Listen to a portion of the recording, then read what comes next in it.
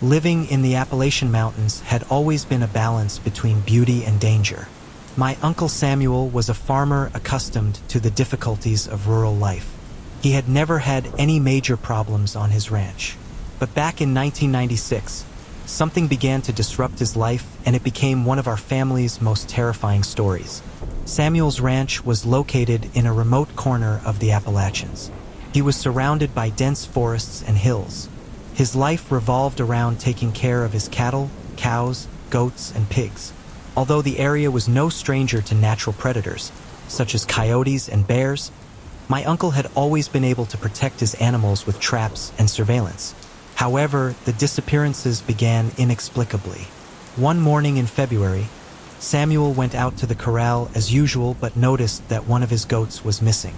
It wasn't unusual to lose an animal from time to time, but what he found was blood. Instead of the goat, there was a trail of blood leading into the forest.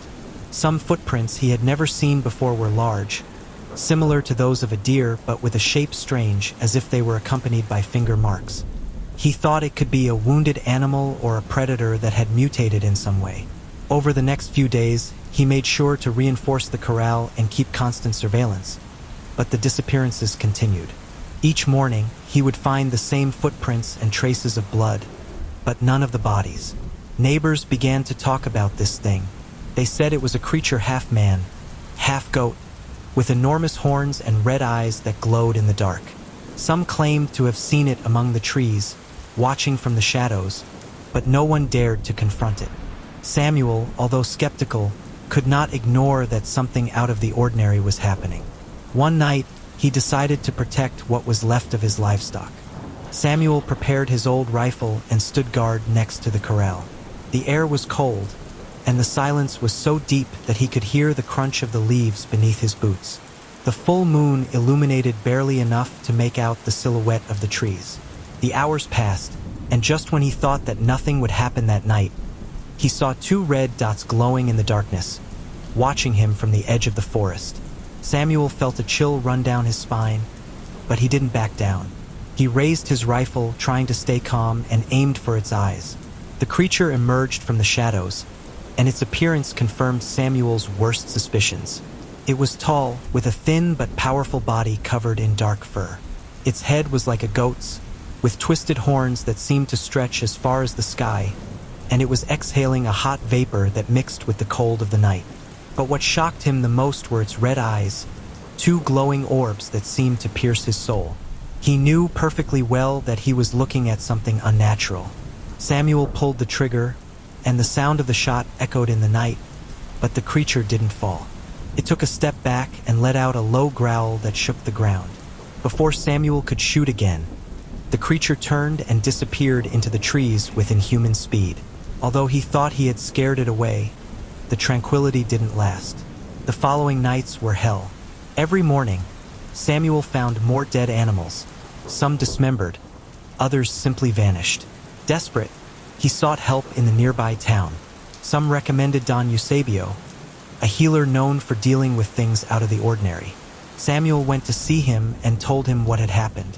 Don Eusebio listened attentively and then said, "Those things, he is a sentinel of the mountains, and it was quite bad that you shot him.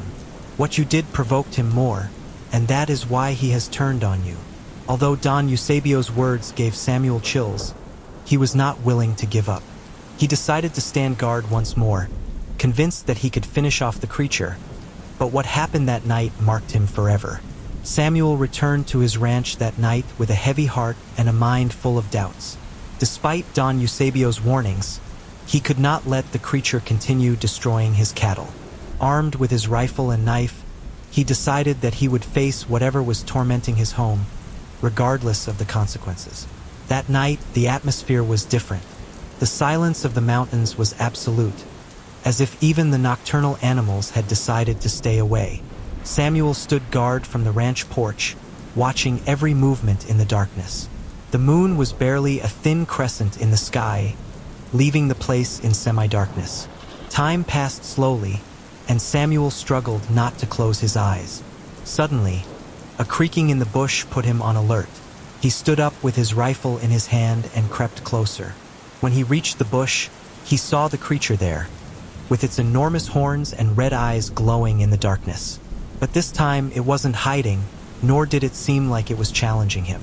Samuel aimed and fired without aiming, and the echo of the shot resonated in the night, but the creature didn't even move. With a growl that shook the air, it took a step toward him. Samuel instinctively stepped back but kept his rifle raised. He fired again and with a third shot, but nothing changed. Finally, the creature emitted a high-pitched squeal that made Samuel fall to his knees, covering his ears. When he recovered, the creature was gone, but its absence did not bring comfort. Samuel knew that he had not finished it. The next morning, Samuel returned with Don Eusebio. This time, he was willing to listen to his advice. The healer, seeing him arrive, shook his head and said, "I told you not to provoke it, Samuel. Now the creature is furious, and it won't stop until it has destroyed everything." Samuel looked down, feeling guilty. "What can I do, Don Eusebio? I will do whatever it takes to protect this farm." Don Eusebio slowly replied, "We're going to need something stronger than a rifle. These are creatures of this world, and only an energy equally powerful will be able to keep it at bay." That same afternoon, Don Eusebio arrived at the ranch with a bag full of objects. Black and white candles, branches of sage, copal incense, and a hand-carved wooden cross. He placed everything in the corral where the creature had last appeared and began to prepare a makeshift altar. He drew a circle in the ground with salt and placed the candles at each cardinal point. "This ritual is to protect your house and mark the limits of the creature. This way, it won't be able to cross," explained Don Eusebio while lighting the copal. "But I must warn you, this will not destroy it. It will only push it away as long as it respects the rules." Samuel felt willing to do whatever was necessary. Don Eusebio began to recite prayers, and the words seemed to echo in the air, filling the space with a palpable energy. As the smoke of the copal rose in spirals, a cold wind began to blow, shaking the branches of the nearby trees. Suddenly, a guttural growl was heard in the distance, coming from the forest. "There it is," said Don Eusebio, continuing to recite the prayers. "It's trying to enter, but I will not allow it." The creature did not show itself, but its presence was unmistakable. For a couple of hours, Don Eusebio continued with the ritual, strengthening the circle of protection. Finally, when the first lights of dawn began to illuminate the area, the healer blew out the rest of the candles and declared he was finished. "The being will not return as long as you maintain the altar," he said to Samuel. "But never forget that you cannot confront these things with violence. Only respect and caution will keep you safe." Over time, Samuel rebuilt his life. Although he had lost much of his cattle, he was grateful that they hadn't attacked him directly. He kept the altar in the corral and lit incense regularly, as Don Eusebio had instructed. The creature never returned, but its memory remained etched in the minds of Samuel and his children. Every time we looked at the forest when we visited, I felt a mixture of respect and fear, aware that I had had an encounter with something beyond human understanding. This story was told to us every time we visited the farm. Although I have never seen the creature, every time I visit the mountains, I can't help but look up at the trees with suspicion. If you're wondering about the altar, it's still there.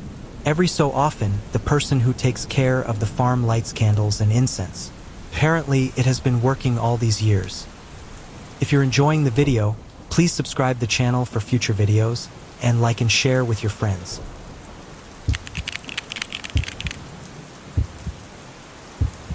My name is Santiago.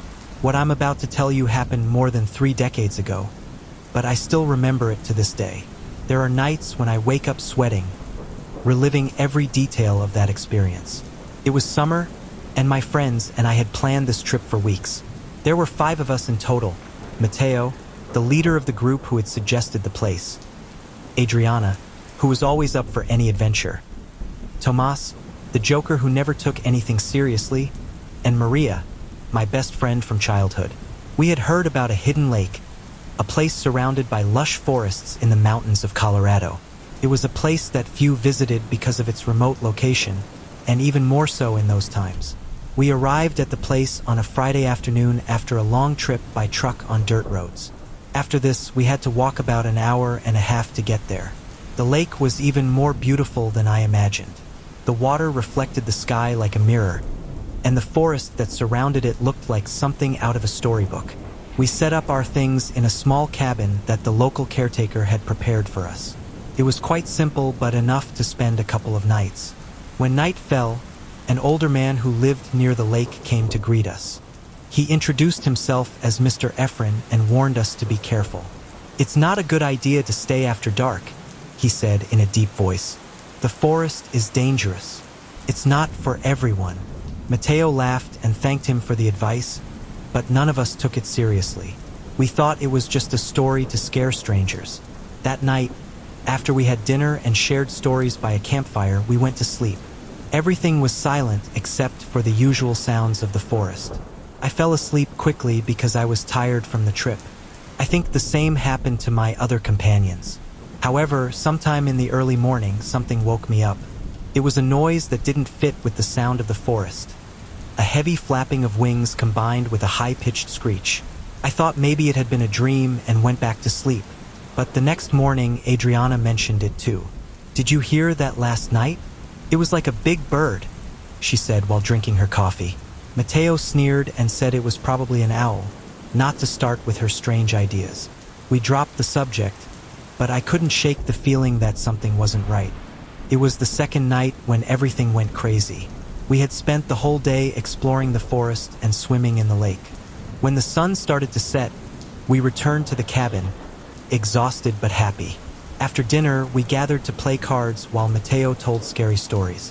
At midnight, the noises started again. This time, they were louder and clearer. We all heard them. It was a heavy flapping, and there were branches breaking. Again, there was that high-pitched screech that seemed to be getting closer and closer. "What the hell is that?" asked Tomas, putting aside his unconcerned attitude. Mateo grabbed a flashlight and looked out the window. His face turned pale when he turned around. "See something out there," he said. We approached the window and saw it. A tall figure, at least 2 meters, standing among the trees. It looked like a man, but its body was covered in feathers, or at least that's what it looked like. Its arms were elongated, ending in scuts, and its face was a grotesque mix between human and bird. It seemed to have a sharp beak and yellow eyes that were staring at us. Adriana let out a scream, and the figure disappeared among the trees with a fluttering of its wings that made the windows shake. We spent the rest of the night locked in the cabin, with the doors and windows barricaded. The creature led us away. We could hear its footsteps around the cabin, its heavy breathing, and occasional banging against the walls. At one point, I thought I heard something scratching at the front door, as if it was trying to get in. "Don't come out, no matter what happens," said Mateo, holding a machete he had brought with him. No one slept that night. We stayed in the small living room, listening and waiting for dawn to bring us some safety. When finally the first rays of the sun illuminated the cabin, the noises stopped. But we knew we couldn't stay a minute longer. When dawn finally arrived, the relief was palpable. The first rays of light made us believe that, at least for a moment, we had left the horror of the night behind. However, the fear still permeated the air. Mateo was the first to break the silence. "We can't stay here. Pack everything up and let's go." There were no arguments. What was there to say about it? In less than an hour, we had everything ready and left. I checked the cabin one last time, feeling a chill as I saw the deep marks on the front door. They were long and deep scratches, as if something had tried to open it with pure force. The worst thing I had ever seen. That creature, and believe me, if it had wanted to, it could have destroyed the door without any problem. We walked the stretch on foot, quite scared. We got into the truck and drove. The atmosphere was strangely quiet, without the singing of birds or the creaking of branches. It was as if the forest was holding its breath. The return road was narrow and winding, surrounded by trees that seemed to close in on us. We advanced in silence, each one lost in their own thoughts. But then, halfway down the road, Tomas, who was in the back seat, yelled, "There it is again!" I turned my head and saw it. That thing was behind us, this time running at a speed that seemed impossible. Its elongated arms moved with a terrifying grace, and its yellow eyes shone with fury. It seemed much bigger and much darker in the daylight, as if the darkness of the night had contained its true form. Let me explain what that thing was. It wasn't completely gone. All of a sudden, it was seen clearly, and from one moment to the next, it was not. It's complicated to explain, but the truth is that it was behind us. Adriana screamed, her eyes full of tears. Mateo swerved around a sharp corner, and for a moment, we thought we had made it. But then, like the cry of a gigantic bird mixed with a roar, the creature had jumped and landed on the back of the truck. Adriana and Tomas were screaming while I turned to look. This thing was hitting the roof with its claws, trying to open a hole. Mateo was maneuvering desperately, trying to maintain control. At one point in this escape, the creature let out one last screech.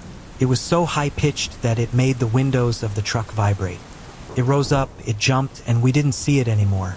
The silence that followed was almost as terrifying as its presence itself. We didn't stop until we reached the nearest town. We parked the truck in front of a small bar/store. We all got out, staggering and even crying. The looks of some people made us realize that we must have looked like we had seen a ghost. A man who was standing there told us, "They saw it, right?" Mateo felt unable to speak. I was the one who explained what had happened, describing that thing. The man just sighed. "That old man, that thing is not an animal or a man. It doesn't like people from outside. They were lucky enough not to end up dead, young ones. I know of people who have gone there and didn't come out alive." We decided not to talk about the subject anymore. Each one of us returned home with the weight of the experience engraved in our souls. Despite the years that have passed, I still see their yellow eyes in my dreams. I never went back to that place. Although I know now that the site is more accessible to the public, I am completely unaware. If that thing is still alive, it is something I do not want to find out.